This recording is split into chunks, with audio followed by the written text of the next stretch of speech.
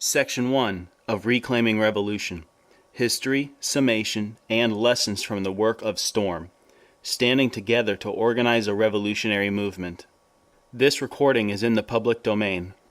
Recorded by the Progressing America Project. Reclaiming Revolution. Section 1. Setting the Stage. To truly understand something, you must understand its context.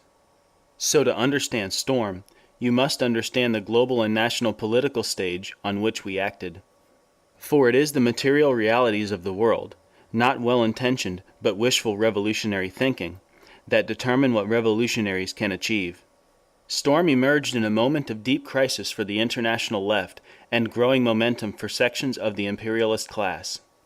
Our existence was bookended by the Bush regimes, George Sr., 1988 to 1992, and George Jr., 2000, present. This was an extremely difficult period for the left, both inside and outside the United States. Our history, as well as our successes and errors, must be understood in this context. International context. In the early 1990s, the international left was in jeopardy. The Soviet Union had fallen in 1989. China was turning towards capitalism.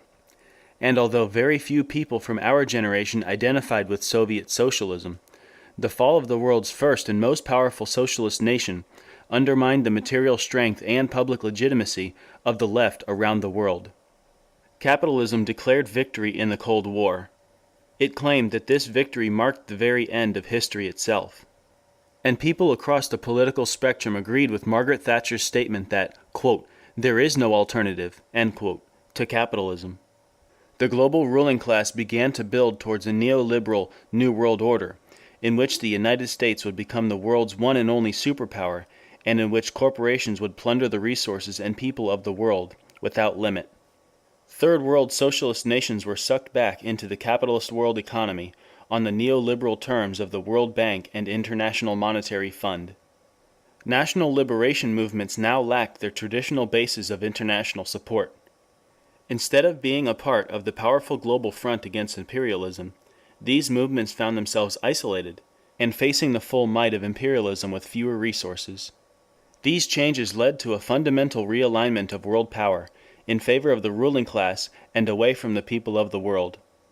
Revolutionaries could no longer view the socialist nations as the base area, the national liberation movements as the spearhead, and the working class and democratic movements in the imperialist nations as the rearguard, in a united global movement for freedom from oppression and exploitation.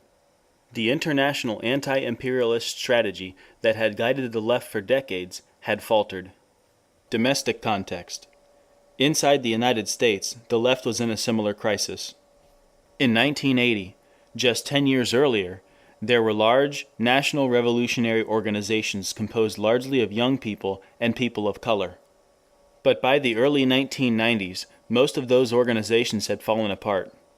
With the collapse of the Soviet Union and China's turn towards capitalism, many veteran leftists entered a period of identity crisis and reevaluation.